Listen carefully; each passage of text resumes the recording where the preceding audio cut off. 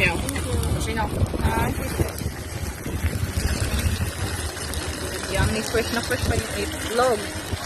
Pero di ko makag-itlog. Kaya ako iikot.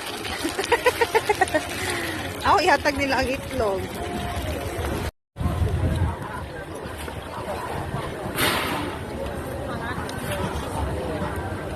Bugay na ako nakakaulan yung fry. Makugas kay halang. Kaya murag nito as man ang presyo diya sa kuan ba diya sa may sa Claire. Asa? Nilupay diya sa tuwa ba. Diya to babanda.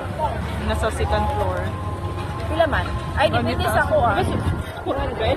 Pero dito as siya di gaya di talaga gaya dati saan. Depende sa kwarte. First bite.